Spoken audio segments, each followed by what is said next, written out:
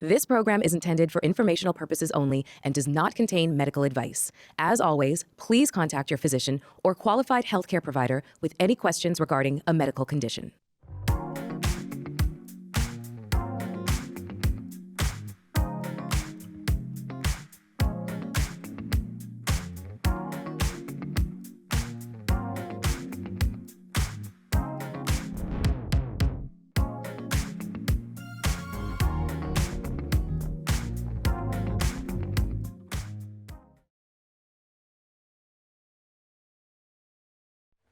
Inside of the book, there's there's tests that you can take for yourself, correct? Can you demonstrate any of them on me right now? Yes. Oh, well then let's go. Okay, let's find out if I have anhedonia. So the people pleasing is what masochism is. So when you think masochism, most people think of like the sexual term, but Yeah, like and BDSM. right, yeah. But Which we're is not talking about that right nothing now. wrong with that. But that's not the same thing as what we're talking about here. The masochism in the DSM, the Bible psychiatry, that was taken out in the 80s because it really has to do with masochistic personality traits. These are people who bend over backwards for others, who sabotage their own happiness and joy for the sake of others, Mhm. likely due to feelings of unworthiness. Think of doctors who work to the bone, double shift, don't eat, but they're just showing up for the hospital for the patients, right? And it's just they just consider that part of being a doctor, part of being a resident. It's just that's what you sign up for when you say I'm going to be a doctor. That means double, triple shifts. That means no sleep. That's what that means rather than that's not normal. Right. It's not even thinking about yourself. Or think of the single mom who takes care of everyone but herself, takes care of her parent, takes care of her grandparent, take care of her kids, showing up at work and overcompensating, right, due to a lack of unworthiness. So this is the anhedonia quiz. So I can administer some to Go you. ahead. Okay. Let's try this out. Let's see how high functioning depressed I am. So think of a time in your life when you were overperforming, overdoing, you were masking sadness, and answer these questions based on that. Okay. So at that time, did you make delayed future happiness statements instead of feeling gratitude in the moment? This is what that sounds like. When I get this job, then I will finally be happy. When I fall in love one day, then I will finally be happy. No. Okay. At that time, did you find it hard to feel fulfilled by resting or taking breaks because instead you felt restless and empty when you were not busy? No. Did you almost never take the time to save your meals? And this might be because you were multitasking, eating while working, mindlessly munching in front of the TV at night, scarfing down food in the evening because you forgot to eat all day. Nope. Did you seldom enjoy the curiosity of reading for leisure? Yes. When you took naps, did you wake up feeling tired instead of refreshed? Yes. When you watch TV or movies, are you doing something else or distracted from the program? No. When you make an effort to dress up, did you hardly ever luxuriate in the experience? Yes. When others complimented you, did you have a hard time feeling pride at the praise? No. Did you have a difficult time feeling connected to others during social interactions with friends or family members? Yes. Is it challenging for you to relax on vacations? This is at that time, or on holidays? No. Did you find it difficult to enjoy your expertise with your favorite hobbies or activities? Yes. Did you find it hard to feel delight in listening to music? No. Did you have a difficult time enjoying sensuality during physical intimacy? Yes. Oh, you were in the moderate range for anhedonia during that period of time. So the reason that I chose those words is because all of those are sensations that make up happiness. So when people come to my private practice, they say, Dr. Judith, I just want to be happy. Mhm. But when they come to my research practice, They understand that happiness is elusive. there's no such thing as There's no happy. destination. There's nothing on the research scales that says it. Right. What we're looking for are these points of joy. Going back to the overarching theme of this episode, I feel like it's audacity. I feel like that would be the word to use when describing you, because there's so many circumstances in which the concept of sliding doors Yeah. could have had you veer left instead of right. There's Yes. so many things. I mean, the first thing is, just being born and raised in Camden, New Jersey. I mean, that's not Beverly Hills. Right. It's Right. that's a Right. that's a really And I'll tell you this, it's interesting because even like coming from Camden, Camden taught me, in some sense how to be fearless, right?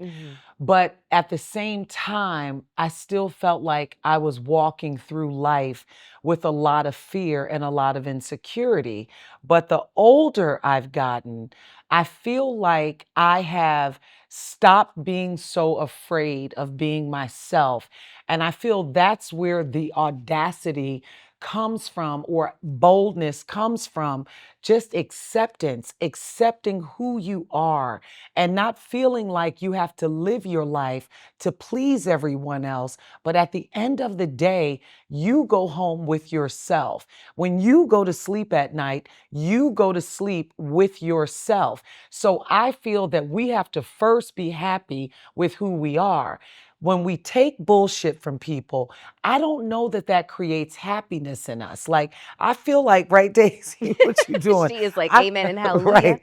What you doing? All right, I'm gonna put you down. You can put her down. Okay, Daisy, come on, She's because you want to she's a keep little moving. weirdo. But I love you, Daisy. She'll be back.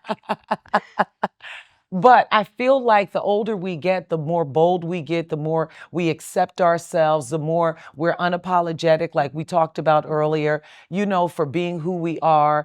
And I just feel like my feelings matter, my voice matter, what I desire and what I want to do in my life and how I choose to live my life matters more than me constantly trying to live to service everyone else's needs and I'm looking over my own.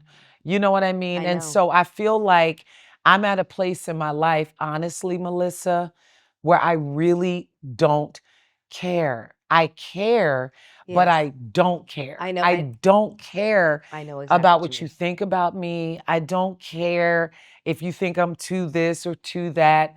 This is who I am. And I have found more joy in surrendering to Tasha than I did surrendering to pleasing other people. So, what's interesting about that is, describing yourself now in these terms of, self-love and unapologetic, et cetera, et cetera.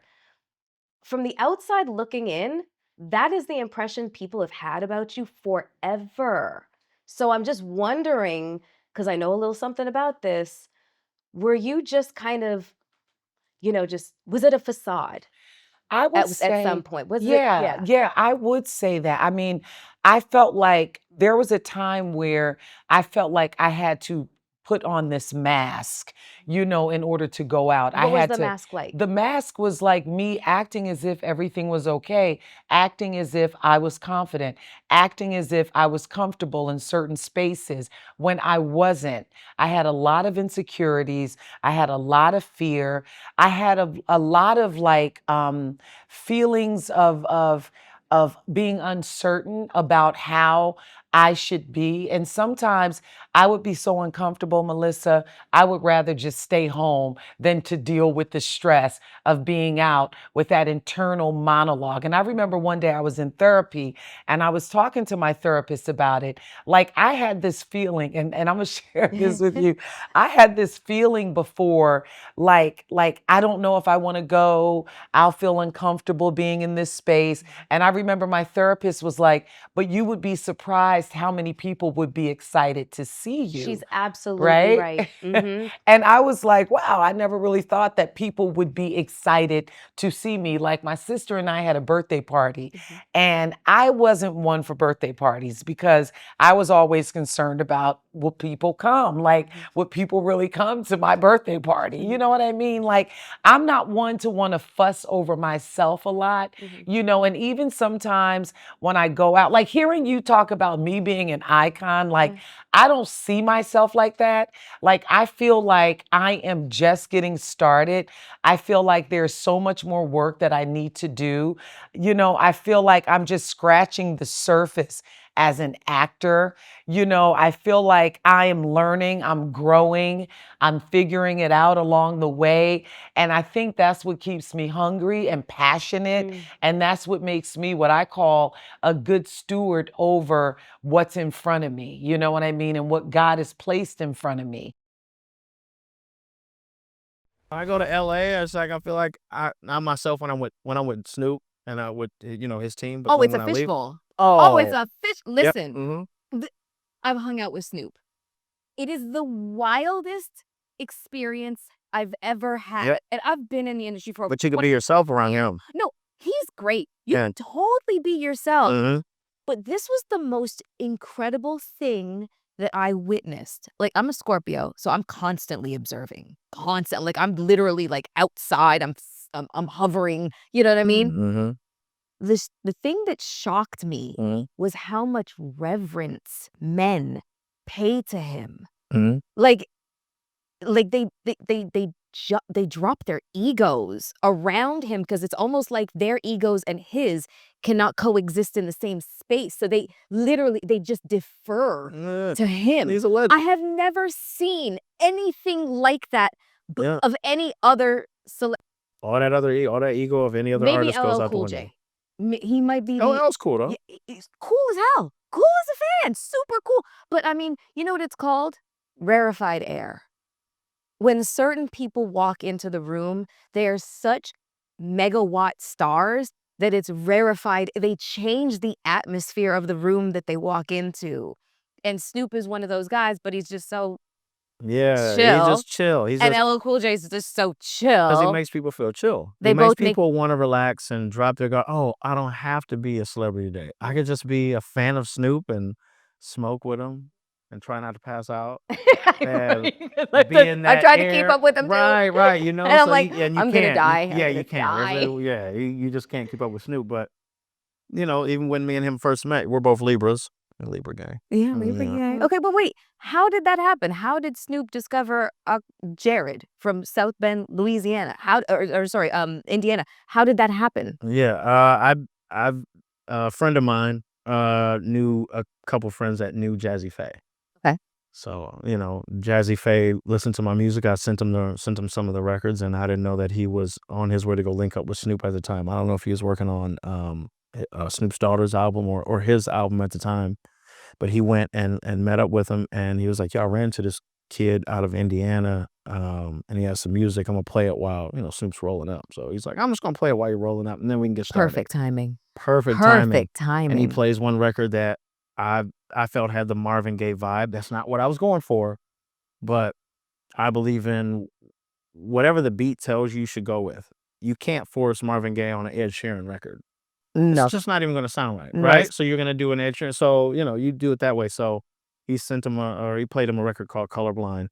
And Snoop was like, "Yo, I want this kid, man. I need him. I want him on the label." At that point, he didn't have Death Row. That he was doing, obviously, Doggy Style, and he had Cadillac Records or something like that. And he told Jazzy he wanted to link up with me, and Jazzy called me and said, "Yo, it's somebody that's very big in the music realm that wants to mess with you and sign you." And he just wouldn't tell me who it was. Mhm. And he waited till around the Super Bowl 2016, so about February. He waited around that time and called me and put Snoop on the phone. And he was like, "Yo, I'm a fan of yours." I'm like, "Nigga, I'm a fan of yours. You Snoop Dogg." You know what I'm saying? So and then he flew me out in March 16, 2016. I signed with Snoop. So I've been doing his album since 2016. I've been on every single album pretty much, I think, except for one. So at that point, you were signed, but you weren't signed to Death Row at that point because he didn't have it yet, Right. correct? Okay, so when did that happen? Because now you're basically, just labeled as the Prince of Death Row Records. Yeah, at that point. So when yeah. did that happen? The day that I was in the room, it might have been 1, 2 o'clock in the morning, those late hours that he's always up calling people, and people actually answer, which blew my mind. I'm like, he's like, "I'm going to call this person." I'm like, "They're going to be asleep." No. They're like, Hey, what's up, dog? How's it going, man? You good?" I'm like, "These people wake up for you like that? Okay, cool. That's pretty dope." But as soon as he got to calling, he was like, "Yeah, the deal is done." He just turned around in the chair and was like, "You heard that right, nephew? I'm like, yeah, I heard it. That's cool, man. I was like, great, you got Death Row, man. You're gonna have all these rappers. You get to bring like rap back and gangster rap and all this. And I was like, I'm happy for you. He was like, Nope. no, you're gonna be the flagship of Death Row. You're gonna do whoa, wait, what? Wait, this doesn't even Death Row R&B. It doesn't. He was like, don't worry, I got it from here. As an actor, if you would have been able to play the character of Charles, and just for you guys who have not seen the show, and after you watch this interview, just go watch it. Just go ahead and watch it. Charles is Roy's brother, and he is gay. And he has a very active sex life. Very active sex life. He does. It is graphic. Mm-hmm. And I wondered, when I heard that, Charles was on the breakdown and it was a possibility because, the actor Jay Alphonse who plays C Murder? P Murder in P Valley. Low Murder. Low Murder. Thank you. My boy. That's my boy. I love him. Yes. Great guy. He's awesome. Great guy. Heterosexual, married with children, Mm-hmm. but he plays bisexual. Yeah. And he has gay sex in this. Yes. And it is graphic.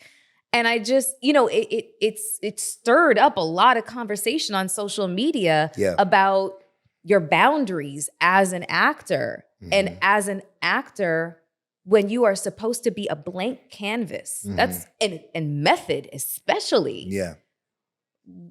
Do you think that you would have been able to play Charles? And if not now, do you see yourself ever being able to play, somebody with a sexual orientation outside of yours? That's a good question. Personally speaking, It's not easy. if I was going to do an LGBTQ character, in Charles, that character, probably not. I'm not doing that. I'm not doing that. But if I was going to do it, because I personally don't recommend it for myself, just being who I am and stuff. But if I was going to do a character like that, it would be in the passage of like Moonlight. Okay. Something like that, where it's more tasteful. Yeah. Where it's not so vulgar. Are you the kid version, the middle? Probably or the Trevante older? Rose version. Okay. Where it's like, I ain't gotta do nothing, but I can look at you like, you had a pass, nigga. Yeah. And that's it. So really, I'm not really doing that much, but Right. yeah. So probably not. I'm not doing that. But at the same time, if it was to tell a story and it was something like a Trevante Rose character, yeah. But what Charles is doing, hell no. I'm not doing that. I'm not doing that. And Charles kills it. I mean, that's my brother, Stephen Norfleet. He does. Amazing actor. You guys are both loathsome. Yeah. He's amazing. He does his thing, and it's just in completely different ways. Yeah. Completely different ways. Yeah. Both loathsome. And so you are doing an exceptional job. Yeah. So I've seen you say a couple of times, you say you share a lot of commonalities with Roy, and you've said the word dark. Yeah. A lot of, every time you have used the phrase commonalities with the character of Roy, you then go on to say the word dark. What part of the darkness do you guys share? I think and what is even considered to be dark? I think just going through life, period. I think just from my childhood to all the way to college, just so many moments in my life that has garnered different emotions within my spirit, whether it be anxiety, depression, intrusive thoughts, fear, worry, a darkness that, I needed God more than ever. And I couldn't convey it the way I wanted to, maybe in the, the real life, because it's not appropriate to do those things. But I think that darkness sometimes, it bubbles up in your spirit, and it's there. We all have memories. We have things we go through as human beings that are very tough and tumultuous, and it's tough to get through. And by the grace of God, there's the only reason I get through them. But they're still there, and there's still emotion that you go through. And when you get a character like Roy, acting is so amazing. I think it's the best craft in the world.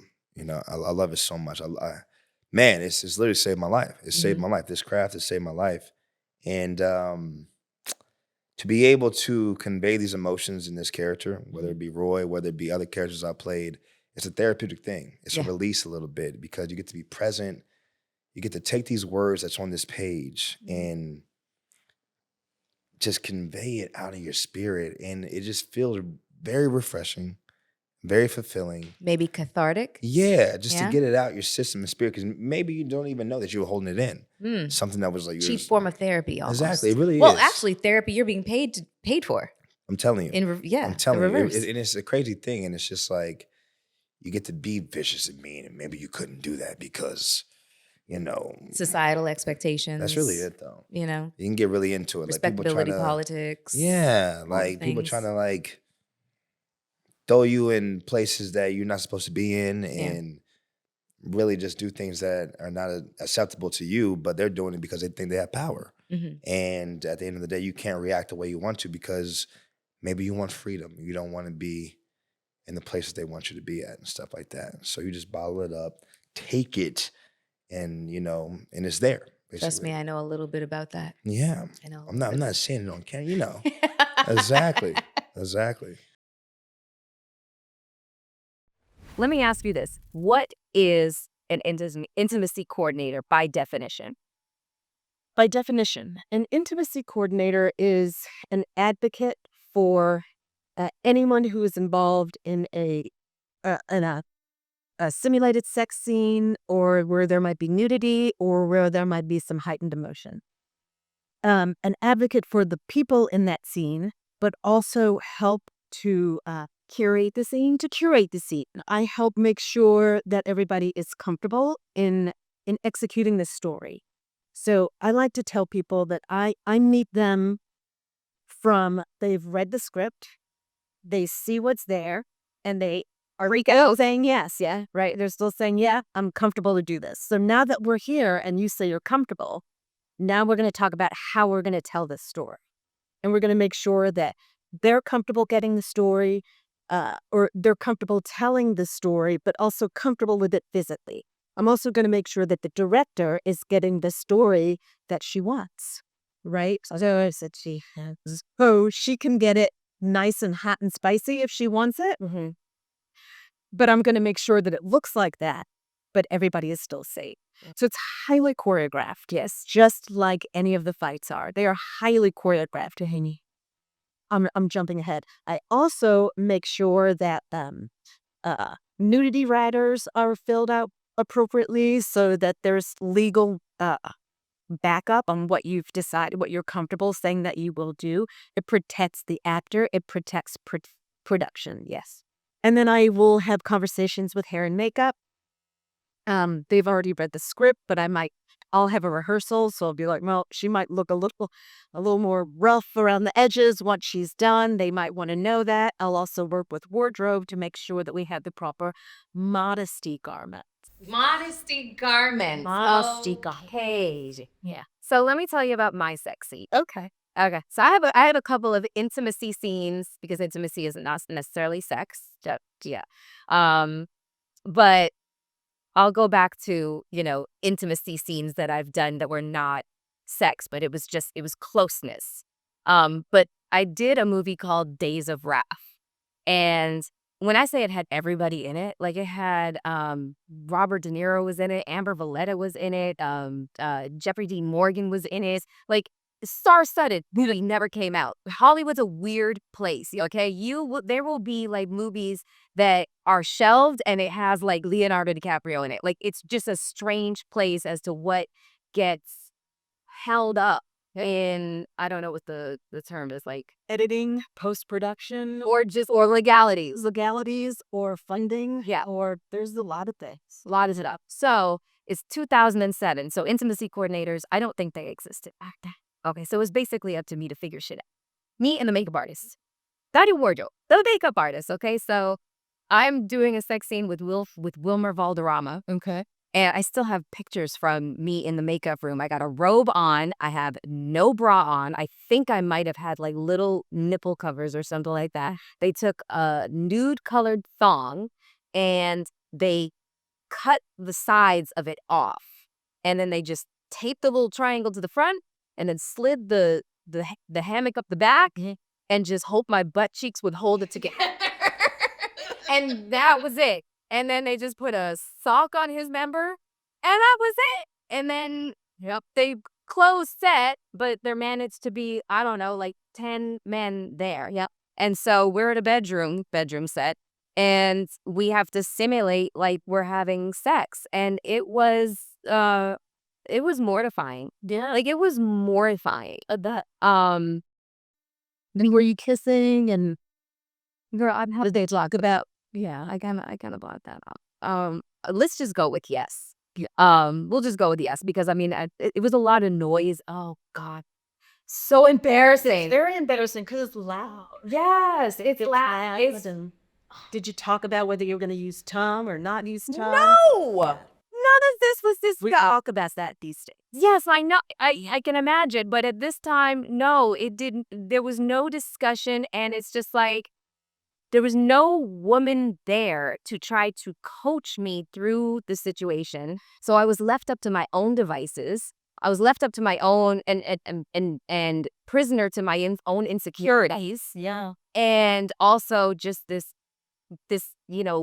willingness and overwhelming need for, validation and approval because it's fucking Wilmer Balderrama. And I know who else is in this movie. You know what I mean? And it's going to be huge. And I don't want to be the one that screws it up. Like that was a shitty position to be in, a woman. Oh, exposed. You are hyper exposed. I mean, it's like when you have the gynecologist. Very right. You're blade out. They're telling you scoot down. You're so exposed and vulnerable, and you're very vulnerable. And you have people saying things to you. Yeah, like cut, and you're just like really right now. Yeah, and then they'll say cut too, and there you are. Yeah, and it's like, can somebody bring something to cover me up? Or yeah, and I don't remember that happening either. I just remember literally Wilmer wrapping his arms around me just to cover everything. It was terrible. I hope this movie never comes out. And you know what? Just the fact I'm talking about it, it's probably gonna come out like tomorrow. Yeah. On Netflix or something like that. Angie, you're really sexy. Oh my goodness. Like you're really sexy. Thank you, boo. That wasn't the question I was thinking was coming. I told you, I was really trying to think out of the box. What have people never asked her? Yeah. What do they focus on and what do they stay away from? Maybe because you have people have so much respect for you. They feel like they just want to keep everything like right up here up, and not focus on, Everybody feels like that, but that's sweet. Okay, so I wanted to know things about you and your idea of your own sense of like beauty, sexuality. Mm-hmm. We came in the game on opposite ends of the spectrum. I know, you were like a teenage sex pop, and I was like I wanted to wear the biggest t-shirts I could possibly find so I could sit across from rappers and talk to them about their music, and they're not like trying to rap to me on the interviews. Like I literally would I would literally try to be as non-provocative, is that a word? Yeah. You're better with the words. Yeah. As possible to avoid that.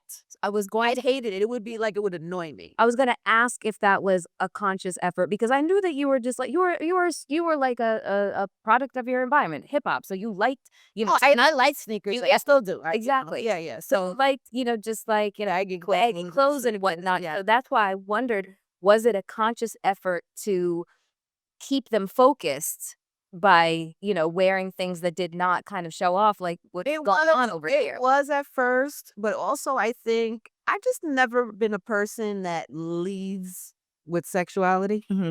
Like I my mother came from a time where it was like, women were trying to not be objectified and look, that way. And so I think I was raised under that kind of, like my mother was the mother that would tell you. Yeah. Not that this really has anything to do with that, but just to give you she'd be like, if you ever go on a date, make sure you have enough money to get a cab home. Oh, it's called Vex money. That part. That when you're Caribbean, You it don't calls want a sex. man to just want you to, you don't want to be just objectified. And then I loved hip hop music. And then I got into this business where I want to talk to people about music. And so I really didn't want to lead with that.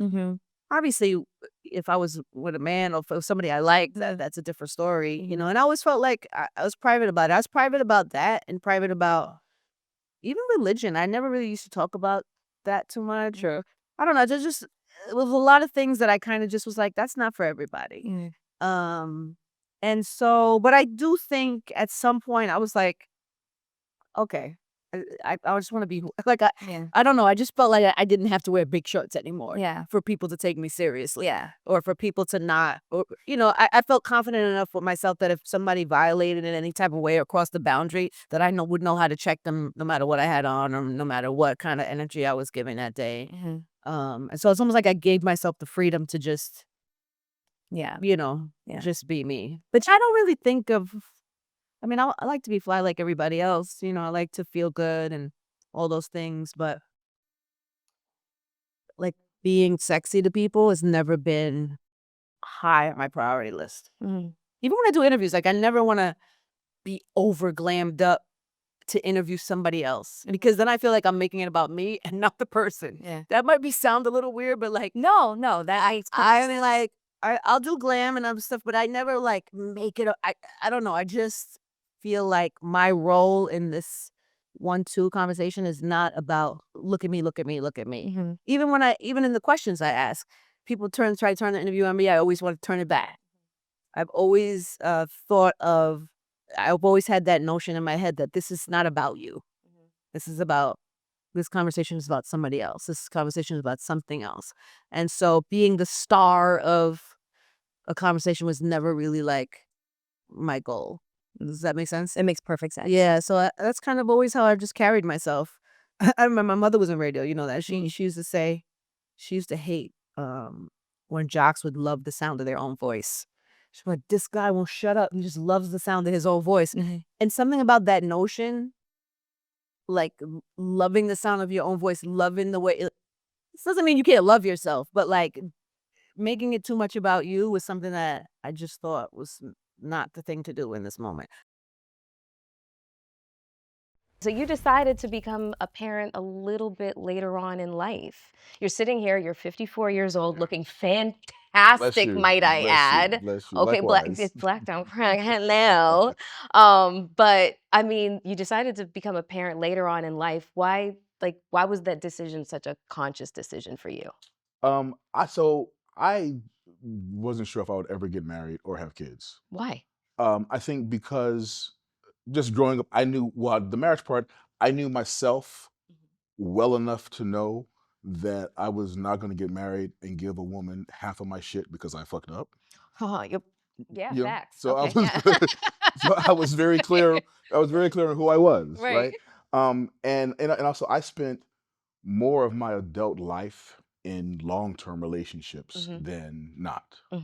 And never really felt and so in some relationships I thought, okay, maybe we'll just grow old and happy and healthy together. But it was never the marriage thing. And not just about, me fucking up, but just what marriage means and what parenthood means and being I know I was never ready to be as selfless as it requires to be a good parent. Yeah. I read somewhere that you'd had like a long-term relationship. It was about 6 years, and you just kind of realized that this just isn't. She's just not the one. Yeah. And if that's the relationship that's all over the media, that's not how it went down. And neither one of us are happy about that narrative, but also just as protective as we were about our relationship when we were together, Yeah. we're just as protective about the break. Like honestly, the story about how we broke up Yeah. is fucked up and Yeah. wrong Yeah. and doesn't really put either one of us In in the a best positive light. light. Yeah. Yeah. But also it's not worth going out to the media and say, oh, this is what really happened. Like, Yeah. it's nobody's business. Right.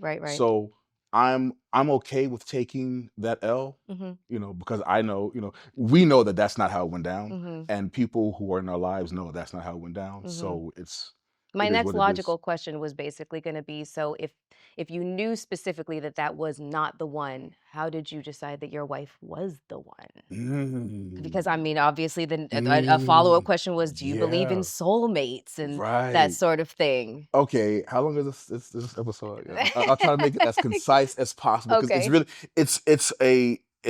it's a really dope story. So after being in a relationship for 6 years, I spent the next 2 years like a man who had been in a relationship for 6 years. As you should. I was As all you over the place, should. but to the point where I was like, "Yo, I gotta slow my roll and like I need to just stop and Yeah. just chill and figure some things out and get clarity." Yeah. So I went on this hiatus. Like I was cold turkey. Was like, you know what? I'm not Like dating. celibacy hiatus? I'm not close to celibate. Like Okay. not dating, not Mhm. relationships, mostly not sex. Mhm. There were a couple of, you know, but for me, we'll call it celibacy. I know what you mean. It's okay. You know, Yeah. We'll fill in the blanks. yeah. So I was in this space, and I met my wife through a mutual friend, Mhm. and because I was on this hiatus, I was like, I'm not really dating, and our mutual friend was like, well, one day won't hurt. Mhm. You know, at the end of the day, she could be a really cool friend or a really cool spiritual connect. Mhm. And I was like, that's cool, because some of the things I need to work on, I can't work on if I'm completely disengaged from the opposite sex. So, Mhm. okay, that would be kind of cool. Just to kind of go out, like literally go out on a date, you know, take the woman home and go home by myself. Like this would be a cool, you know, I need this in my life. Exercise. I need this. Yeah. Yeah, I need Yeah. this in my life. Mhm. And I remember our first date, I was like, you know what? I think I'm cool on I'm at peace with not having kids. I'm probably not gonna have kids because during this period of time, Mhm. doing all this self-reflection and whatnot, I figured maybe the rest of the next chapter of my life is about something bigger than, you know, marriage and family. So I was okay with that. Mhm. So our first date, I was like, yeah, I'm probably not gonna have kids. And she said, I'm definitely having kids. So it was great. We are not on the same page at all. Mhm. This will not turn into anything. We could actually just be friends. And like that first date was September. Our second date was October. We didn't date again until November. So it was really just, Very slow moving. but it wasn't And even, chill, no we weren't expectations. even trying to make it move into anything but like a really cool friendship. So I was able to be, I was really honest and frank and candid about everything because I wasn't looking for an angle. I wasn't trying to smash. It was just like, I didn't have concerns about the way she might think about me because we were just, yeah, we hanging out. So this is cool. 5.5 months later, and we had never talked about kids since that first date. 5.5 months later, I said, what do you think about starting a family? What? Why? What was the epiphany 5 months later? What Because happened? at some point during this time, and because I had been thinking about, you know, I'm not gonna have a kid, but at some point I was like, if I'm going to have a kid, this is the person that I would want to have it with. Mhm. And again, it's only been, you know, 5 months. Mhm. But I also realized that if something happened and we weren't together romantically, she would still be the person that I would want to raise A child a with, child co-parent with, with. a co-parent with. Mhm. And my parents got divorced. My parents were separated since I was 3. They got divorced when I was 6. My father has been remarried for 47 years, and my mother and father are like brother and sister. Oh, really? Like That's my whole great. life, they've had this close relationship, Mhm. and they co-parented very well. Mhm. So I noticed that in my wife, I was like, you know, if I'm going to do it, this is the person to do it with. Mhm. And literally, it had only been 5.5 months. By this time, we had only had sex maybe 2 or 3 times. So it wasn't the sex thing. It wasn't like, oh my God, I'm in love. It was like, this Works. feels right. And this makes sense. You know, I ended up admitted to the hospital for over a week, getting IV fluids and morphine to control the pain. I eventually then had to have my gallbladder taken out. But this could have been like and I'm a doctor. I know what I'm supposed to do. You're a doctor and a I'm man. trained, but I Uh-huh. still did the same wrong thing. Mhm. And so I use that in my practice because it's like helped me become a better doctor. Because now, like when people tell me things, I kind of assume that they're maybe minimizing things. So I try to ask questions in multiple ways and get to the truth. Because what I find is patients don't always tell you the truth. Especially, I agree with you. Men tend to do this more than women. Women tend to be more forthcoming with their symptoms, whereas men, like I had another patient who was we have a walk-in clinic, and he's like a construction type, so Super machismo. exactly. And so when he came in, he was like, he was mad about waiting. He was like, I'm fine. He kept saying, I'm fine, but I have this issue, and he's like telling me these symptoms, but every time he gets the symptom out, he says, I'm fine. I need to go back to work, right? And the nurse practitioner who I was working with saw him and said, well, I think we could probably do an outpatient workup. And I was like, well, something's strange. Why did he come here today? And I was like, where was he going? He was going to work. He was driving along the highway, and he pulled into our walk-in clinic. Why today? And when I got him to answer that question honestly, I was like, look, I know something's different, right? You drive past this highway a few times a day. You never stopped here. Why'd you stop here today? He's like, well, doc, it's really tight in my chest. He was 2 seconds away from having a heart attack, He wasn't was he? having a heart attack. Okay. He was 100% having a heart attack. We sent him to the ER. He got blood work. It identified his heart attack. He got a heart catheterization. It showed multiple blockages. He ended up with a bypass, 3-vessel bypass. I see him today. Is that what's called a triple bypass? Triple bypass. Triple yeah. bypass. That sounds major. Yeah. And he was having what we call unstable angina. He was having an active heart attack and was minimizing it. And I see him now, and he's a new patient. He comes in with everything.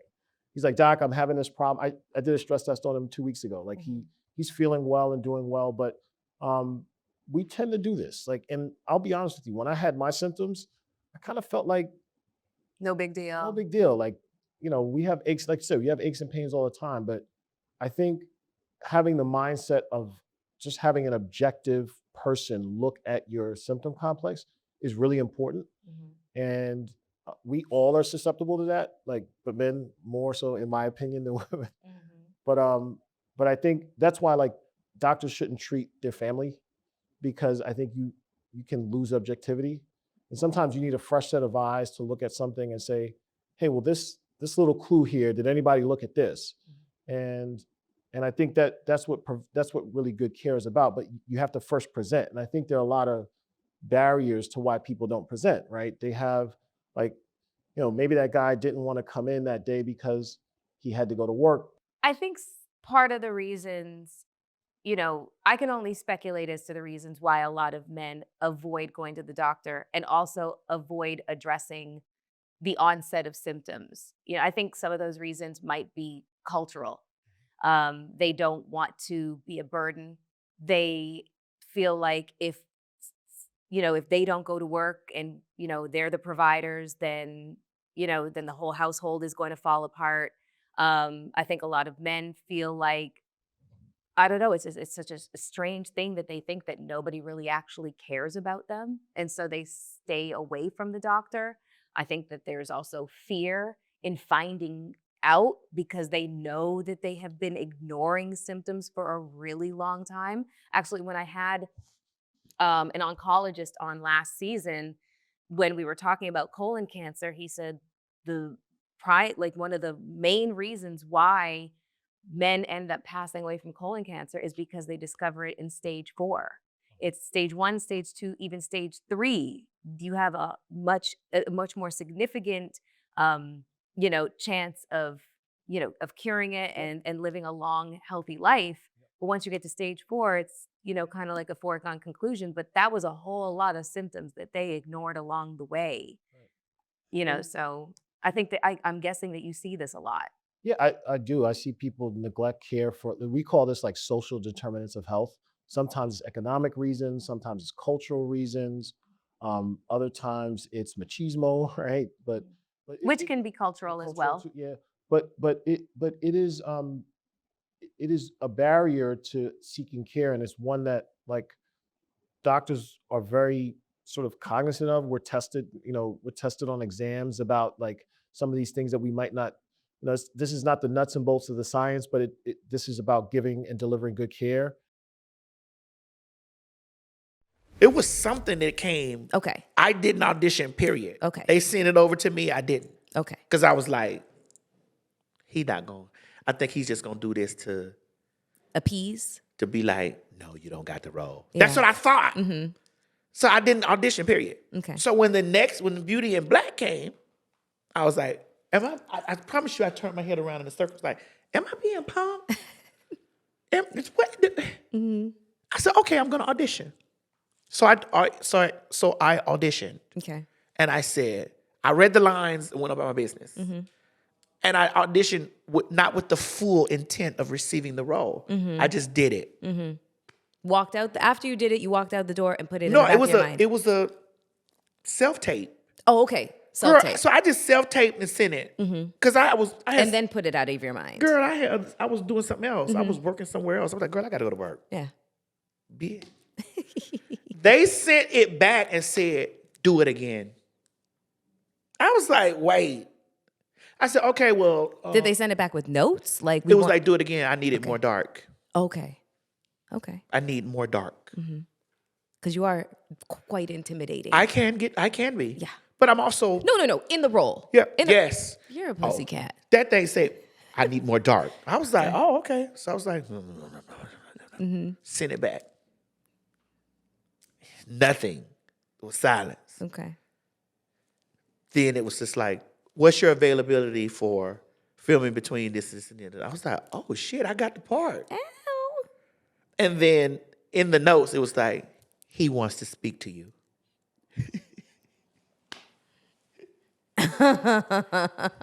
Send your number.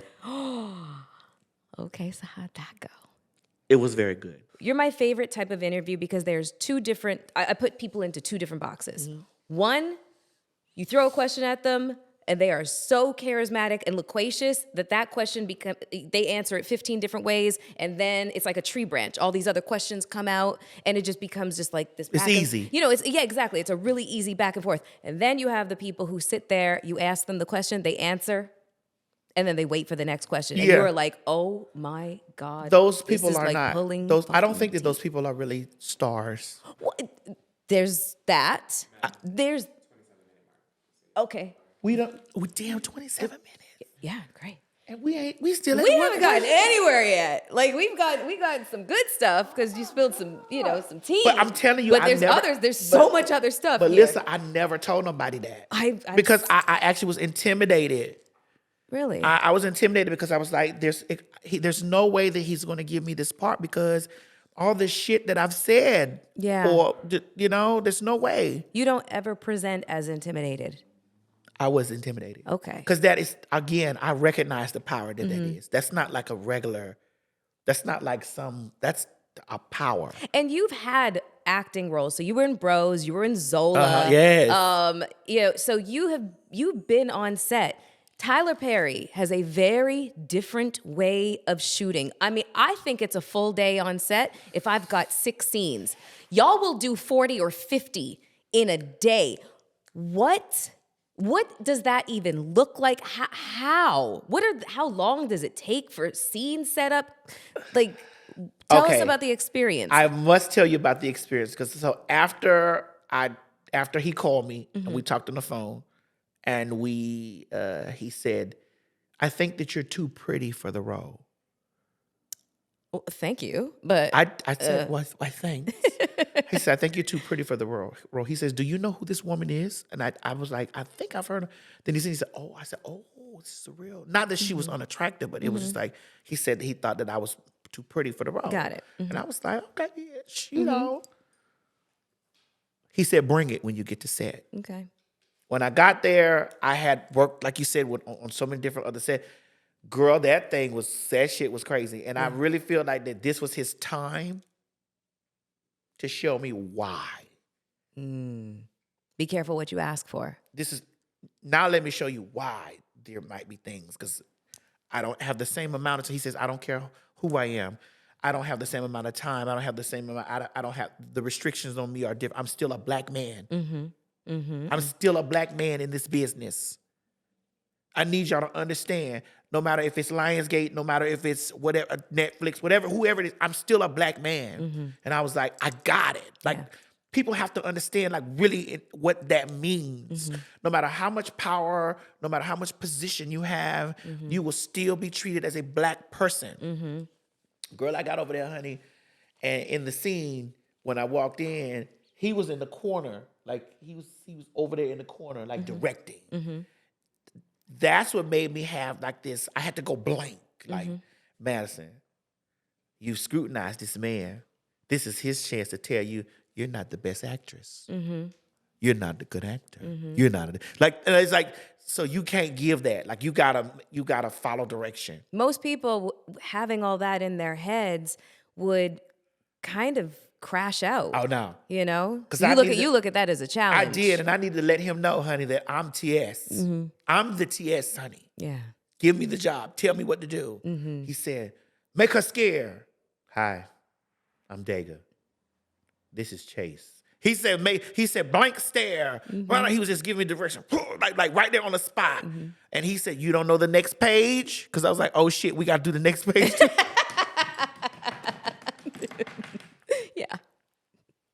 Yeah. So I was like, oh shit, we have to do the next page too.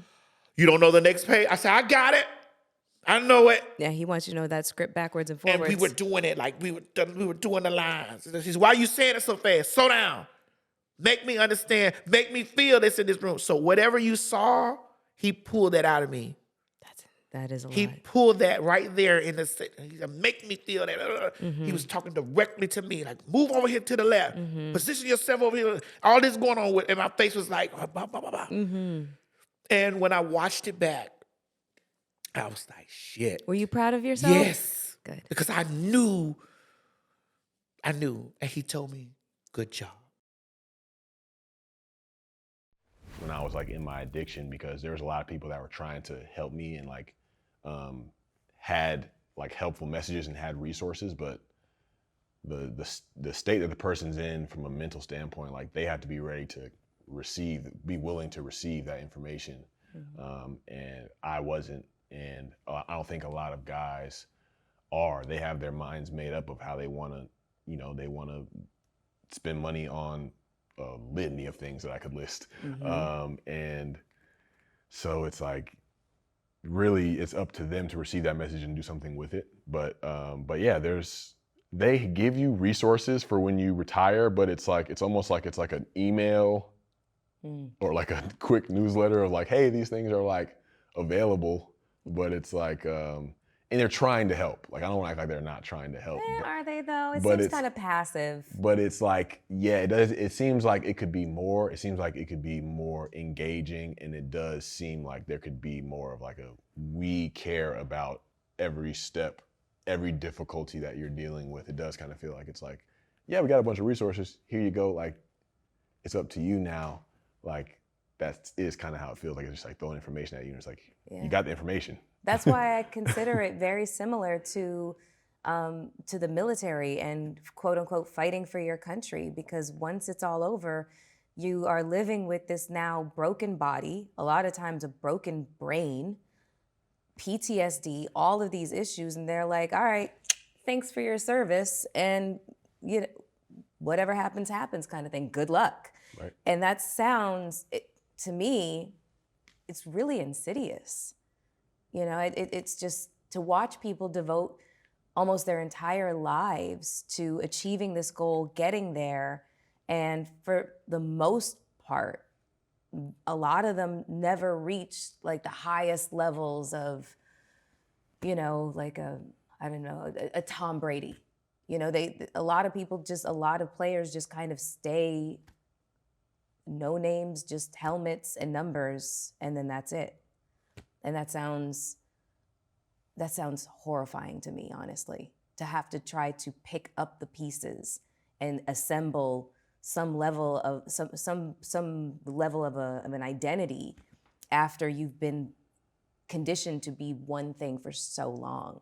Yeah, and it's like there's the angle of we need people and the league to like help these guys on the back end, but I also think there needs to be a shift in how young men are approaching the game on the front end from like a identity standpoint to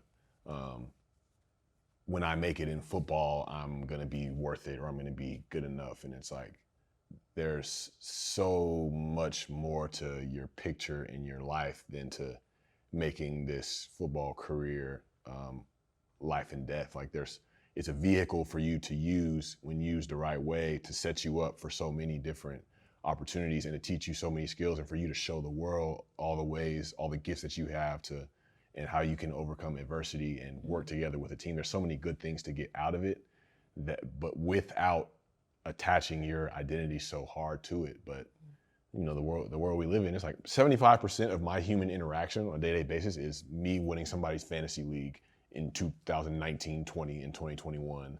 Or like, you know, it's just like, they're so fascinated with it. And it's like on social media, it's like, this is like when you are balling at basketball or like you're Ant-Man, like you're it. Like, so it's like, these guys want to be that. And it's like, there's so much more to life than that, especially if you want to live a healthy one.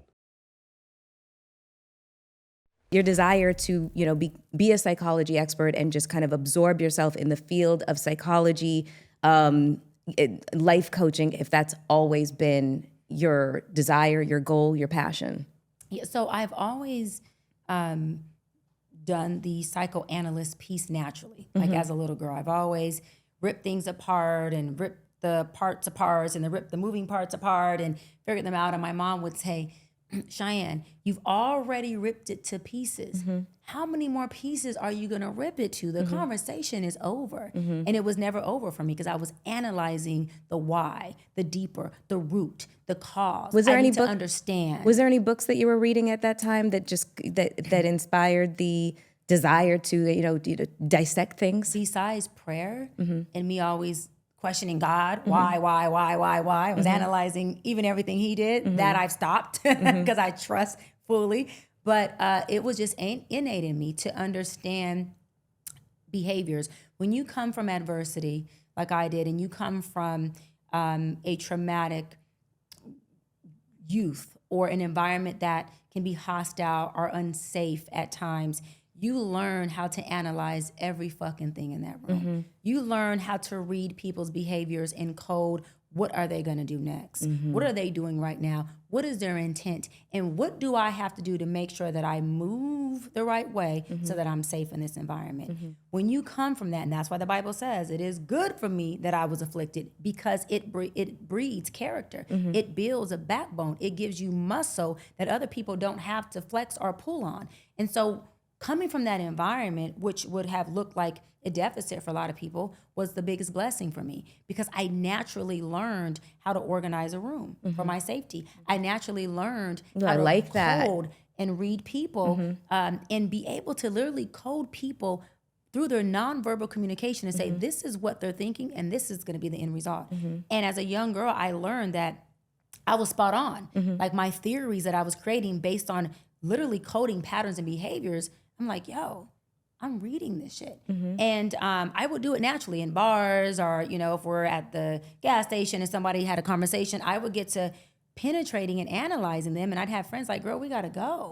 Like we're on vacation or we're just on our way, you know, to get our nails done, we gotta go. And I'd be so deeply invested in it, Melyssa, that I just, by the time I got to college and I thought, let me go to law school because I have this strong personality, I can create a narrative and I figure I can get a jury to see my story, my narrative. I could definitely see you being a lawyer. Right? And like, besides, you know, the judge being like, yo, order in the court, shut up. I was like, you know what? When I said law school, God took me on my own personal journey. And when he allowed me to see the broken pieces in me and he gave me his principles that allowed me to take those brokenness and make peace from it, I encountered such a love of God's peace that I thought, you know what, there's no way that I can't give this to every single person I come in contact with. And I made a commitment to myself and to God in that moment. I said, I promise that I will commit to us to give this to every single person. You bring me the people, I'll deliver our principles. And from that day, I knew then I was going to get my master's in marriage, family, child therapy. I went on to get my doctorate in counseling psychology. And it just didn't stop. And I remember being in school, Melyssa, in my doctor program, and my professor being like, everyone raise their hand who's going to get their license. And I didn't raise my hand. Everyone else said. And they used to call me Albert Einstein because he was like, you're a genius. And so he's like, oh, Einstein, you're not going to go get your license. I'm like, no. And he goes, why? I said, because you only need a license to bill insurance. And I'm not here to just bill insurance. I'm here to change the trajectory of an entire race of people. And he said, okay. People went looking for that accreditation with you. I find that the most mediocre men can just say whatever the fuck they want, and people will just accept the position, accept the title, accept the title that they have determined themselves to be. But a woman, she has to have MBA, PhD, all of these, acronyms and whatnot after her name for people to even feel like there's legitimacy to what she's saying. And that was another part of the, criticism when it came to everything that you would be saying. And I'm just like, but does her argument hold logic? I mean, and that's the thing I was gonna say. Titles doesn't make someone a leader. It doesn't at all. It doesn't make you brilliant. It does. It has no in a title doesn't create someone's perception on something. It doesn't breed someone's results. You have many people. Oprah's one, Tyler Perry's another, who that are have self-made, no education whatsoever past high school, no collegiate education, who have done beyond well, okay, within their industries. And I said that to say that even if I had none of these 6 degrees that I have, none, 4 that are academic and 2 that are honorary doctor degrees, I would still think and be shaped the way that I am. I would still change lives the way that I do. I would still feel the same way about broken homes or broken families. I would still stand on a mountaintop and advocate for the Black community. I would still be president of the biggest civil rights organization, NAACP, for Los Angeles, San Pedro, Wilmington, and Palos Verdes for 12 years. I will still have my own street, the NAACP Square, President Dr. Cheyenne Bryant, founder Joe Gatlin, in my city, Los Angeles, as a result of the work I've done in the community and the lives I have changed. How do I learn to love myself? I don't think I know. That was like revolutionary for me, actually, to say out loud. I don't think I know how to love myself. And so just asking her that, she started to supply me with tools to understand what self-love actually meant, and Angelique, you had brain surgery just about a year ago, and we discussed, the concept of before you and after you. I had that moment, after my car accident happened. I described that moment, who I was after the accident that's after me. I remember being her before, and she lived with a sense of, I don't know, just cavalierness, if that's even a word, but it's just like the same thought process, mentality, and worries that I had after me was so different from her before.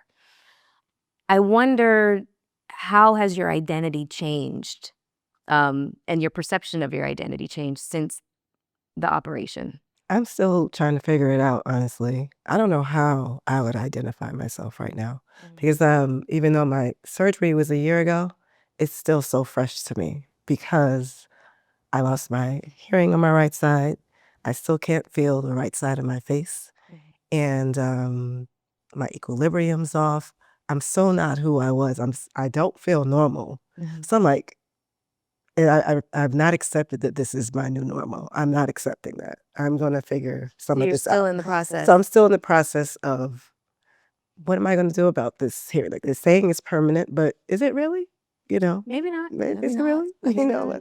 Let's explore some things that I can do to figure that out.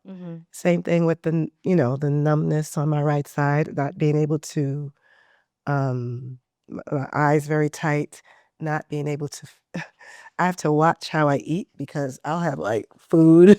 Yeah, falling out the side. Oh my goodness. Right. It's so embarrassing. But I'm like, I don't know quite how I would identify myself post brain surgery yet. A lot of times people define themselves by their trauma. Right. And I don't want to do that. Yeah, because I it's a did ball that. and chain that you don't want to have. But I don't want to do that. Even though I do find myself saying, I have brain surgery. Right. You know, Sometimes, You don't want it to sometimes be it's your, you want useful. it to be your calling Sometimes card. it's Like useful. you want people to Don't ask me to understand. do too much, motherfuckers. Yeah, Okay, exactly. I had my No. whole brain operation less than a year ago. When I used the hip, you know, I had a hip replacement. Help me. I get the wheelchair to the gate. Exactly. I will do that because I had hip surgery. Right. So, but you don't want it to be a ball and chain. Right. You don't want it to identify. But I think that you should take your time, like you're doing, and just figure it out because the body is resilient. The way that it can heal itself from your mindset. You know, doctors will say anything. I know there's definitely statistics out there that say how many people have healed themselves from things that it almost sounds like it's woo-woo. Right. But they have. Right. You know? And I'm going to try them all. Yeah, exactly. Because I totally believe I've watched the body and I watched muscles manipulate and I've watched, I've shaped some of the most incredible bodies in the friggin' world. And not saying just celebrities, but just to watch how someone's body changes just from the exercise and watch how it changes from the mind. Right. That part is the mind-body connection is so Powerful. wild. That because it's emotional, it's spiritual, and it's physical. Yeah. The emotional is everything that you feel like. I feel like, oh my God, I feel so upset about this. I feel great about this. It all starts from that feeling, that divine thing that happens within you that it's so right here. Yeah. And the The spiritual scary is your thing for me, I motivation. think, was that I was doing everything right. Like I was taking, self-care. I was eating right. I'm doing all the fitness stuff, and it still happened to me. And at this age, like I didn't expect to go through this life unscathed by any health issues, but I didn't expect it at 58, 57, 58. So I can talk about the physical toll that it's had on me, but there's also a mental toll that I wasn't really prepared for. And I mentioned this in the book, the conversation I had with her guidance counselor. Chesley had just kind of tested out of everything. And the fear was that she would grow bored with school until she got to a grade level where she could pick advanced classes or something a little bit more challenging. And so the guidance counselor was really telling me about children like Chesley, not just Chesley. What words did the guidance counselor use to describe children like Chesley? Children who are at the pinnacle of being academically gifted, and they have their own kind of built-in level of self-perfection. It's not something that comes from the outside. You could tell her a million times, it looks fine, but until it is perfect in her eyes, it is not good enough. And so that's where, the example, when I was sitting there talking with the guidance counselor and she's telling me these things about Chesley, and I'm thinking all the way back to some of the things that I'd seen, and the guidance counselor said, people like Chesley will erase, if they have to erase something or mark it out on a paper, they will go back and rewrite the entire paper because that one little spot to them shows imperfection. And I had seen Chesley do that a million times. And we would tell her, it looks fine, it's fine. But for her, it was not. It's the way she was wired. And it doesn't mean that every child who is like that has a mental illness. It sounds a little like, forgive me if I'm using an outdated term, a little bit of obsessive compulsive disorder. And forgive me if it's an outdated term. I'm not, they change every single day, I'm sorry. But it sounds a little bit like that. OCD? Yeah. I don't know that I would classify her there, but there have been a lot of studies about people with brilliant minds and mental illness. Hence, we saw Russell Crowe. A Brilliant Mind. Exactly. And how he was brilliant but tortured. There's so many examples. Robin Williams is a fantastic example of somebody who was brilliant. Yes. You could hear Yes. how his mind worked because of how quickly he talked. Yes. There's so many examples Yes. of people, tortured souls who exhibited genius. 100%. With genius breeds eccentricity. Yes. There's, it's all these And phrases so, that go along with that. Understanding that about Chesley, like I understood the perfectionist part, because there were so many times we would try to, reel her in. It's good enough. It looks fine. But she did not see what we saw. What she saw was this thing that still needed to be tweaked, if you will. Yeah. And, we didn't want to make her feel bad. So we let Chesley be Chesley. In addition to this incredibly high drive towards perfectionism, she also talks a lot about imposter syndrome. And a lot of women battle imposter syndrome. Men, not so much. I kind of wonder why. Like I often, there's a phrase that says, I really wish that I had the confidence of a mediocre white man. Yes. Because the most brilliant women I know are always second guessed. Listen, when I saw an interview of the great Viola Davis talking about experiencing imposter syndrome, I was equal parts wowed that this giant suffered from something that the vast majority of women do. Yes. And also Yes. I felt a strange sense of comfort as well, that somebody as formidable as Viola Davis can suffer from imposter syndrome. And then that also lets you just know how prevalent it is. Yes. Yes. So Chesley talks a lot about suffering from imposter syndrome. And, so about her competitiveness, about her drive, about her sense of, hyper-perfectionism. But did you also know that it was tied to feelings of unworthiness? Did you know that? I did not. I did not know how deep it went for her. I did notice contradictions, and there are times, if you listen to all of the words that she shared, you can see it clear as day. After she won the pageant, and she talks about it in the book, how she was whisked away and, did her first press conference. When she was talking in that press conference, she said that when she looks in the mirror, the person she still sees is that nerdy girl with the unibrow and the ratty hair and books, reading Harry Potter. Like, in her mind's eye, that's who she was.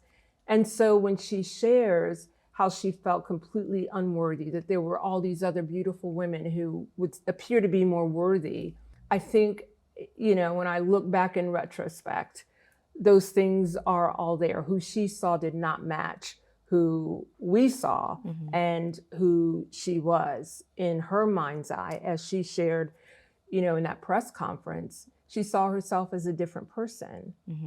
I absolutely can relate to that. I think, you mentioned it, we all battle with imposter syndrome, and I do many times. And there are many rooms that I'm in and I think, I really don't belong here. Why am I here?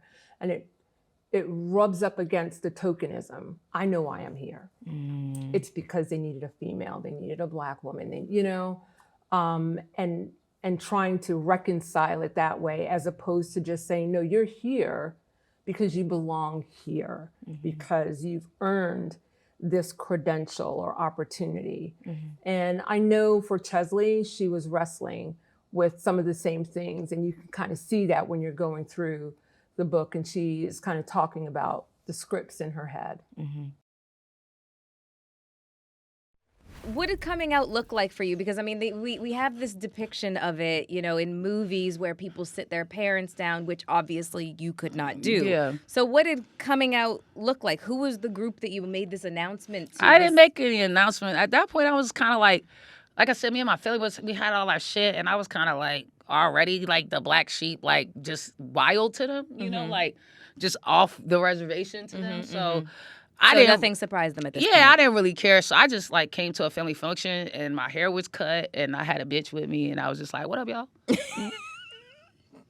And they were This just such like, and so. "What's up, son?" And there was a lot of little whispers and pockets, and the uncles who were bold enough to come up to me like, "So that's like what you doing?" I'm like, "Yeah," and like I was just chilling. I didn't give a fuck. Okay. So it wasn't like a thing, It was just Yeah. kind of like this what I'm doing now, and I just been doing it ever since. Yeah, I've never heard a story like that at all. Like where it just like you tripped and fell into it. Like, hey, I think I'm gay. That's pretty fascinating. You've also been really open about cheating in your past. Yeah. I mean, we all have, but Yeah. some of us are a little bit more, I guess, you just do it a little bit more than just the average person. Yeah. It's kind of a little bit of a habit. Yeah, would that be how you describe your? I don't think it was a habit. I mean, that's tough. I don't know, man. I feel like monogamy is hard, Monogamy is hard. It is I feel hard. like monogamy is hard. And I feel like it's a lot of it is just maturity too. And like just, getting to a space and a place where like you're good and whole, because it's like you cheat for all types of reasons, Like a lot of it for me was like ego driven, you know what I mean? Like needing to feel something and like, all right, I want to go conquer this girl because that is going to make me like feel better about myself type shit, you know what I mean? And when you do your work and like you start to fix those parts of you, that need becomes less and less. Sometimes it was just like me not knowing how to, not setting boundaries within a relationship and then getting frustrated with the situation and splintering, that I've done that type of cheating. Yeah. So I think it's like, reasons and seasons for it. But I think you got to kind of grow to a place where you're just like, I just don't want to be a dirtbag, And that's just not like how I'm trying to live, like a dirtbag life. Yeah. Because I think for me, I used to justify it a lot. Like, I don't know, what's the big deal? I don't really love this girl. It's not that. It's not this. It's not this. It's not that. But I think I finally came to a conclusion of like, but I am being like a liar and not a good person to this other person in order to do this thing that I want to do. And I started to address that, doing the work. I started to address that part of it rather than the parts I could justify. But it's like, okay, but you have to be a piece of shit though to do this. So like, are you a piece of shit? Yes or no? Is that who you want to be? Is that the type of partner you want to be? And once I started to like kind of do that heavy lifting, it was like, nah, like that's not really how I'm trying to live. But that, like, not to say like this is like very recent. Yeah. You know what I mean? Like I just ended a long-term relationship. Yeah, So, the word was that you were engaged. Yeah. So we've been broken up for a while now. And there was cheating and definitely infidelity within that relationship. But when we got back together after the last time I cheated, that's kind of when I started to do that work. So we were together for 2.5, I want to say 3 years. And there was no cheating in that period. You know what I mean? But like it took some shit.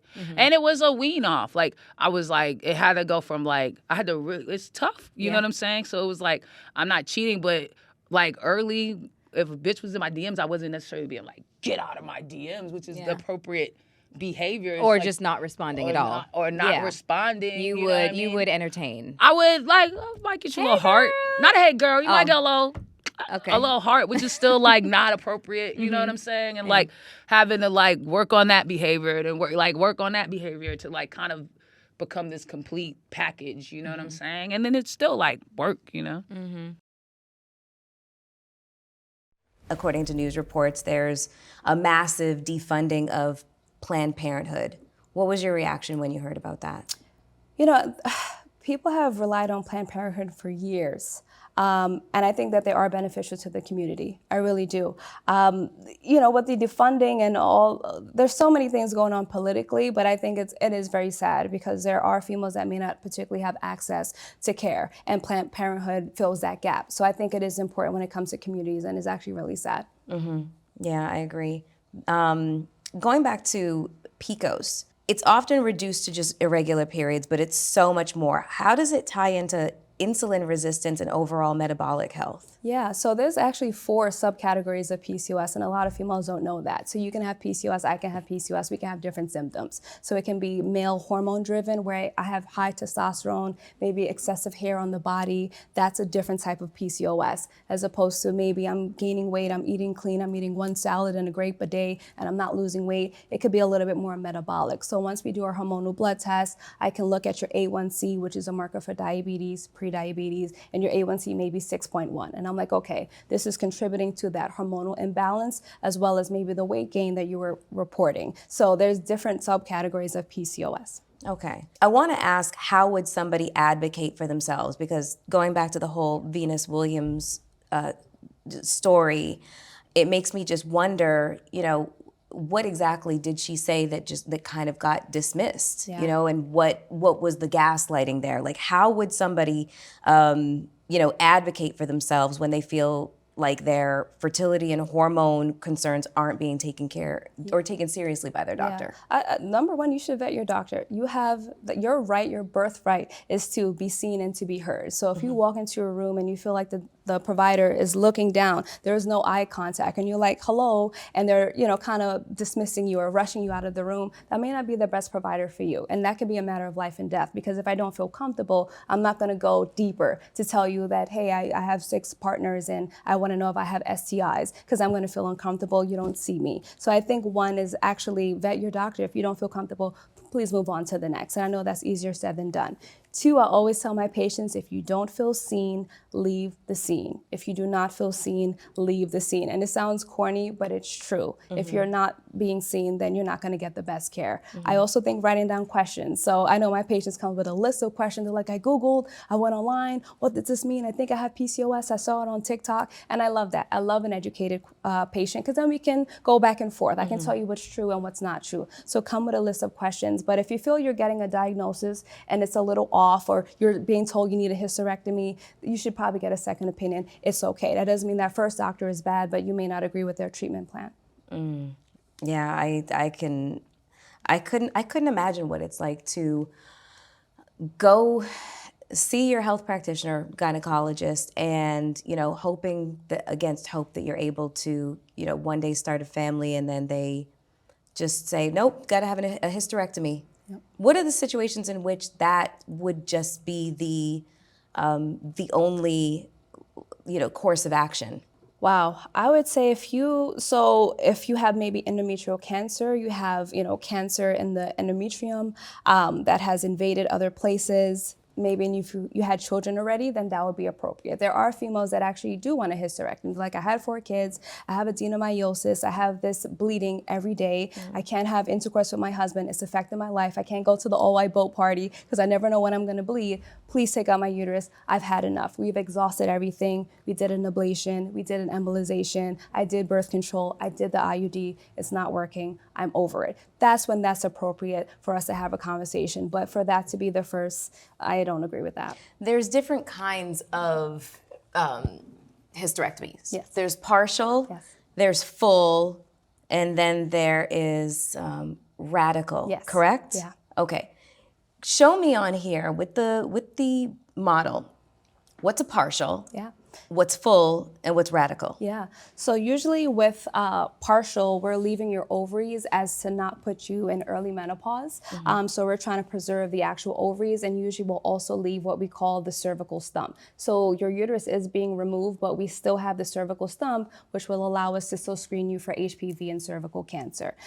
Usually with full, the whole gamut, it's not there. So this whole thing goes Yes. in a full. Exactly. Yep. And in partial, We're leaving the are the ovaries. fallopian tubes left? That's usually, yes, exactly. We can have the fallopian tubes as well as the ovaries as well. Okay. Radical. Radical, and I feel like that's not as popular. Radical, I feel like radical happens when there is cancer present. Exactly. And it might be an aggressive, it might be the precipice of cancer, migrating elsewhere. Exactly. And this is the only, what doctors would say is the only course of action to try to stop it Exactly. from metastasizing. Exactly. So that would be the circumstance in which somebody has a radical. My mom had a radical hysterectomy, but she was well past her childbearing years. And after me, she was not planning on having any more because, I mean, like, will you stop at perfection? No, anyways. But she had to have one because she had cancer of the uterus. Right. You know, so radical, what does that look like? Exactly. So again, with the cancer of the uterus, depending on where the actual cancer is, they may try to preserve certain areas, but again, where that actual cancer is, they're gonna try to remove it basically when it comes to radical. Okay, so everything goes. Yes.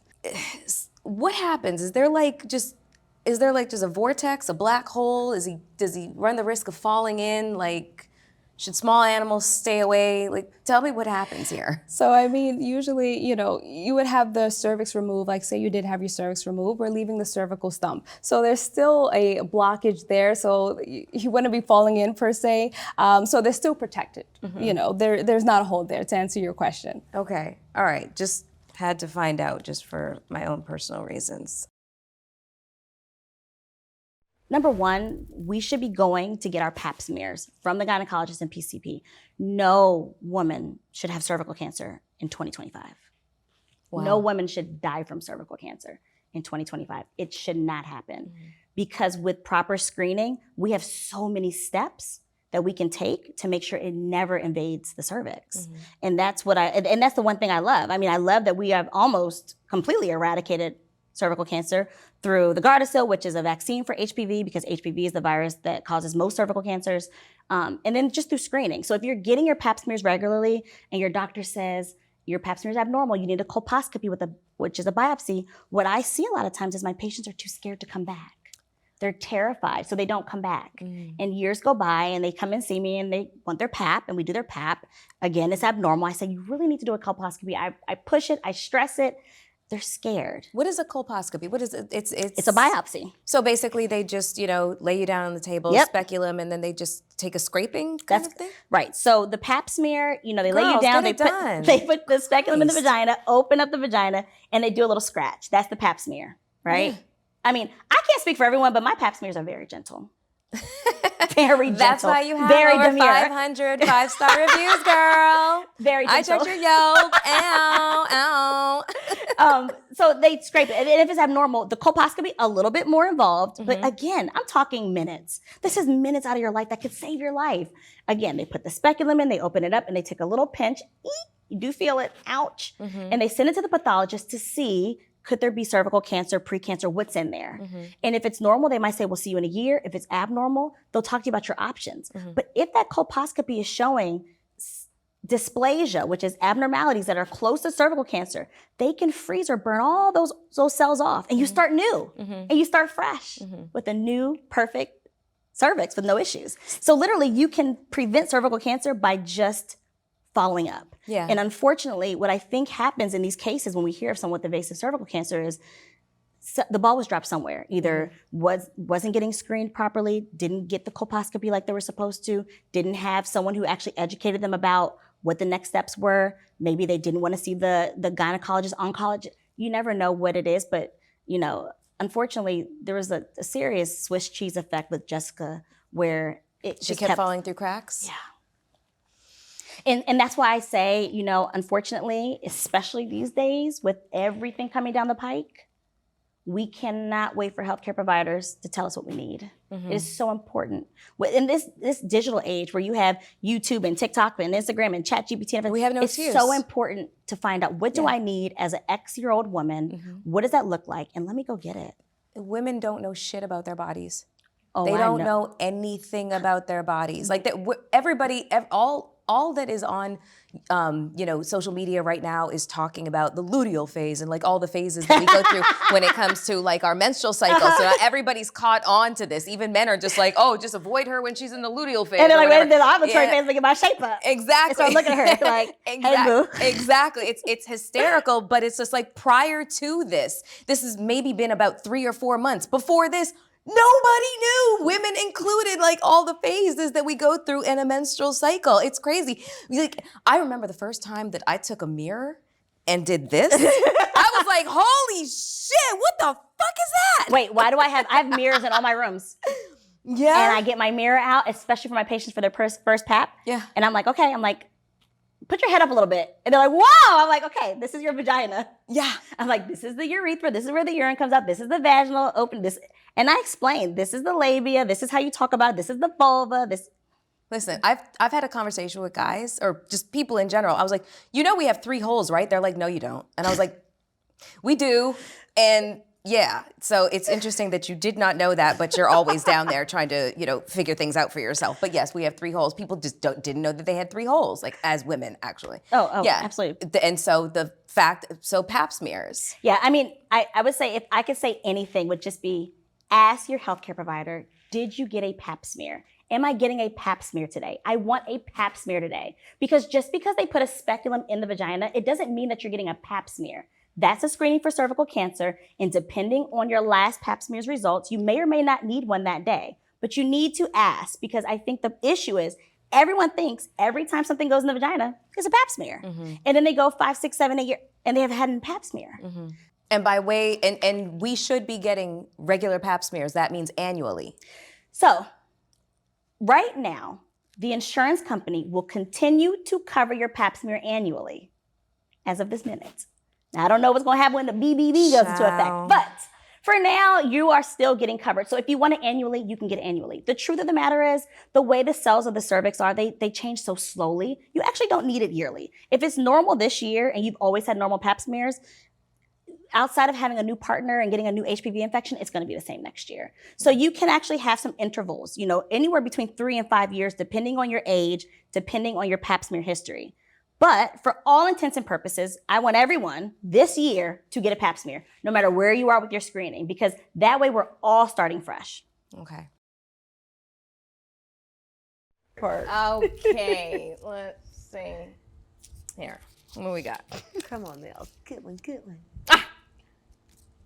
Ooh, she likes it. Oh, we like that. Okay, this is for Aria. And me, too. How has your definition of good sex changed over time? That's a good one. I can honestly say that it hasn't changed over time at all. It's like, am I having an orgasm? That's it. Boom. That's it. That's good sex for me. I'm like a dude, I guess, in that way. Like, it's just like, do I nut? If I don't, sucks ass. I love it. Yeah. Follow that. Nicely said. Yeah. Mm-hmm. Okay. So, all right, yeah, so I'll read it one more time. Did you go How has your definition of good sex changed over time? Okay, I'm gonna try. Okay. I'm in a committed relationship. You are, see? Look, and you're happy. And I'm happy. That's all. Goodbye. That was scary. Well, let me ask you guys a question, since we were talking about aging and, you know, and all of the wonderful things that happened during the decade of 40s and beyond, and how these are, you know, the best years of our lives. Young girls calling us aunties. What's your thoughts on that? Does it bother you when you're called an auntie? Because we Okay. We look darn good. So it bothers you. It does. How do you feel about it, Nick? It kind of bothers me. Yeah. Bothers you. Okay. Yeah. Amber, how are you feeling about I being don't called really an auntie? care. I'm sure I'm a fine auntie then. I'll just, yeah. Okay. So I'm kind of okay with being called an auntie. Also, it might have something to do with the fact that we're aging so fucking well, and that a lot of our younger counterparts are not doing as well. And God bless you, but I mean, all of the Botox and the fillers and all of the plastic surgery before you've hit the age of 30, you don't even know what your body is, what it's going to turn into. Like, I mean, my teen body to my 20-year-old body to my 30-year-old body to my they're 4 different bodies. Yep. I would hate to have like messed with them in the process. And I feel sad for them that they feel that level of pressure to be this really unattainable version of perfection, because it's the furthest thing from it. So in terms of auntie, I'm okay with the title, because for me, it feels like I've accumulated a certain amount of wisdom being on this planet for as long as I have and having the experiences that I've had that I really, really want to share, and have no sense of competitiveness or envy for my younger counterparts. Like, enjoy, been there, done that. So why don't you like the term auntie, Aria? I think it's relative. Like, honestly, I don't mind being called auntie by, the kids within our group, because I am auntie. But what I don't like is when a 25-year-old who is saying that they are getting Botox, or a 24-year-old, I'm speaking very specifically because I did have a 24-year-old that I worked with, say that she was getting Botox and she considered me auntie. And I'm just like, guess what? I don't have Botox. But what does auntie mean though? So it means, like, what are you saying? So when you their say their auntie? term, Yeah. they've coined auntie meaning someone significantly older that doesn't identify with the things that they identify with. I'm going to identify with everything that you identify with at 25, okay? I know all of the rap songs. I know all of the terminology. I hang out in all the places. I do all the things, and I can probably do them a lot better than you can. Yeah, as an you're auntie. A cool ass auntie. That's what I'm just saying. I just don't like I don't mind when our kids and our people within our group, but when someone that I don't know and they don't know me calls me an auntie, and I'm just like, hold on really? one second there, young buck. Yeah. Really? Like in context. Do you know how old I am? You must think you know how old I am, and you don't really know what I do and what I'm into, what I like, and that's it. Like just so it's and basically you feel like it's almost like a reference that you are or should be put out to pasture. Right. Yeah. Again, you'll sit here at a higher echelons and you're gonna be like, oh, I'm looking for men to have more, but not without a job, not without ambition, not without career, not without accomplishments. And to get those things, that man had to be track-minded. And so now he may have not grown emotionally as much as a man that didn't have access to those other things.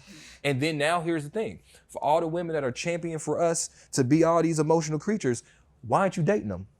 Because I'm dead from the neck down. So, okay, no, my dating life rhetorically is speaking, a fucking joke. But just to stick the landing, because I don't want to put it on women. I just want to say that it's a tricky subject because while I do believe that men have this fear of femininity, I believe femininity becomes the ghost under the bed. It's the boogeyman that motivates men to stay up at night and work, right? But I believe we have to be more. I think we need to embrace those sides because you become that full human being. You can be a better father, you can be a better employee, you can be a better boss when you tap into all those things. But what I'm simply saying is a lot of these men are playing this game with a hand behind their back because they didn't grow up in two-parent households. They didn't see healthy masculinity inside the household. They're watching sports, entertainment, rap, movies, and they're getting projected, especially black men, how we're depicted. And so what I'm saying is when we get to pointing the finger at the victim of this, instead of saying like the core issue is the whole house itself, then now that victim feels like you're picking on me. And now you had a revolt of red pill. You'll have men feeling like now I need to bash women now because you've picked on me. You took my voice. You won't even let me be a victim of a circumstance I can't even control. Do y'all feel like that black men and black women are just like in a tussle for like, the gold medal in the oppression Olympics? Mike? No. No? No. Oh my God. I can pick a comment section anywhere. And it will just be like, it will be the first comment, and it's just a steady stream of black women, black men, black women, black men. I'm like, holy Christ, we're fucked. My only argument would be that the people that could like color up the comments are probably on beaches with each other making out. You know what I'm saying? It's like, I think the only people in the comments are the ones that are lonely and angry, and this is their chamber to get their shit off. I think I see so many people actively in love that I would counter any notion that us as black men and black women that are single are really at war. I think there are a bunch of angry people on both sides that pick certain content to go at it with each other on. Ultimately, there's a lot of rage baiting. There's a lot of rage baiting. And then I think people who have podcasts and platforms specifically for the purpose to create that because they know it's tricky, only perpetuate it. So we talked about like what the solution or who is the advocate. I think at this level, if you're talking about programming, it's got to be mass media. Like how do we get more of these songs, more of these television shows, more of these movies on a grand scheme, but then how many couples, like they took away everything at the bottom for us, Mel. They took away our churches, they took away our community organizations. So like where do like-minded, loving people, where are they able to spread it? Because it's got to come from top down and it's got to come from bottom up. I think to Ace's point, I think it's really kind of on the women to see us out of this thing, because what I'm realizing is that now the price is just going up on my manhood, what labels me a man. Because before, if I just had money or status or a head on my shoulders, that was enough to be able to secure. But now if I want a woman that I find desirable and that I think other people find desirable, she's probably already been programmed in that femininity department. Now she's been conditioned with expectations of a higher level of man. So now it's like, oh, look, I got more requirements now. So be the change you want to see. Like how often does a woman elevate herself, but then do that? It's not with the money. Like we don't have a chamber of women that are out here like, you know what, because I'm the breadwinner, I'm gonna do breadwinner things. We don't have women that say, you know what, because I've done the work, I have a black man that meets all of these things. It's like when you put your list together of what a partner is, I feel like a lot of women just have the best possible ranking in each thing. When men are just like, listen, if she's fine and she feel like she want to be mine, the rest of that shit we can figure out. When did you decide that you wanted to make it your mission to use your platform to discuss mental health and raise awareness and try to destigmatize mental health and therapy, especially in the Black community where it is heavily stigmatized? I think the moment came to when I started just ferociously attacking books. Like I was just like, and the quote that made me start reading was the one that, I forgot who said this, but they were like, if you want to hide something from a black man, you put it in a book. And I was like, all right, I'm about to go find what they hide. You know, I'm gonna find these hidden treasures. And as I started reading and you start understanding the history of the world, and then you get to America, and America is one of the youngest countries in the world. America is a baby. America is like Anthony Edwards in the NBA. Like that is America is, you know, it's really young, and a lot of people, we gain power and structure and foundation so fast that we feel like we've been around like as long as a European country, but it's like, no, it's very new. So as I was studying history, and then, you know, you get to black people, I don't even want to say black people because that's an interesting term. I would just say people of African descent. When you get there and you realize, you know, what happened to us, and then you fast forward to the transatlantic slave trade and how, you know, Africans built the country, and then, you know, when we were emancipated and we came out of that, like the 100 years after slavery, I think is very important for black and brown people to study, because at that point in America, we were outpacing white people economically. And there was a shift that happened.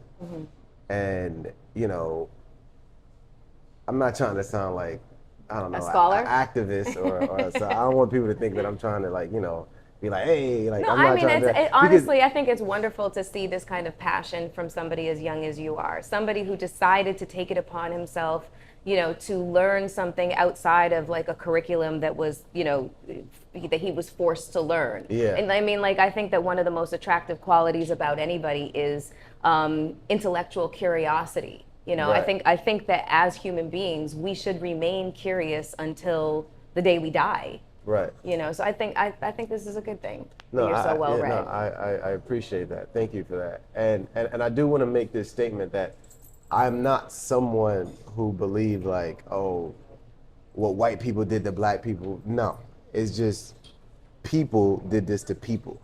People that was influenced by whatever they were influenced by. You know what I'm saying? Because at one point in America, during the Bacon's Rebellion, black and white people were fighting together.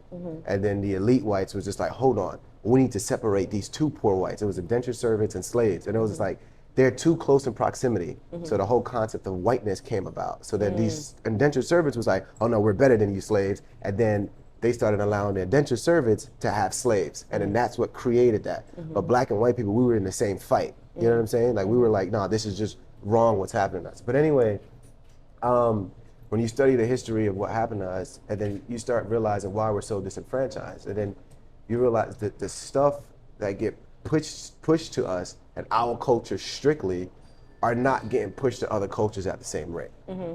And I was just like, yo, like we're being destroyed here, you know? And it's not just black and brown people. Now at this point, it's like everybody's susceptible to it. Everyone is suffering from it, but it's just like fundamentally our thinking is just wrong. Yeah. So like I was doing this interview and this dude, he was just like, they asked him, and he was very respectful. They was like, hey, how's your mental health? How do you feel? He was just like, I don't have mental health. And he's like, and I feel bad, you know, about Da Vinci, you know, going through that. And I was like, wait, come on, hold on. Guys, if you don't have mental health, you would be dead. But we have such a lack of knowledge and understanding and access to that information that we cannot compute entirely what mental health is. Mental health is no different from PE. You have physical education in school. Yeah. The more you work out, Yeah. it makes that if you had to be like, hold on, I need to go to the bathroom, you could run quicker. Yeah. If you had to go up a flight of stairs, you can get there quicker. Yeah, it's If health. If It's exactly. overall If your health. child was running down the street, you could chase after his little ass and be like, yo, come here. Right. You know what I'm saying? You could just do that. So with mental health, if you keep a sound mental diet, what that does is like when you deal with the inevitable life problems, you don't lash out. You know what I'm saying? If your spouse, if your significant other pisses you off, you're not like, you could control your emotions. It's emotional IQ, you know what I'm saying? So I realized like we don't understand that, and a lot of our thinking is just flawed. It's just wrong. Like our self-talk, we don't understand how powerful our tongue is. And I was taught at an early age, life and death lies in the power of the tongue. And this is biblical. You know what I'm saying? So it's like there's certain things that our mouth holds so much weight. You know what I'm saying? Our brain is like a sponge in the morning and at night. Yeah. Certain things I'm not listening to in the morning. Certain things I'm not listening to at night. But because we don't program our brains properly, when we're dealing with the inevitable stress and anxiety, the side effects that come with a capitalistic, powerful country, we don't really know how to deal with that. And then what ends up happening, we start having to rely on some type of medication, some type of drug, which then have real side effects. And then that's when you start developing a whole bunch of different type of Coping mechanisms. After you've done been diagnosed with a psychosis or one of those sorts of stuff. So when I started realizing that, I was like, yo, I want to talk to people about this. Thank you for tuning into Hot and Bothered with Melyssa Ford. Please rate, subscribe, and comment, and share wherever you get your favorite podcasts. This season of Hot and Bothered with Melyssa Ford is hosted, written, and executive produced by me for Forged Path Productions.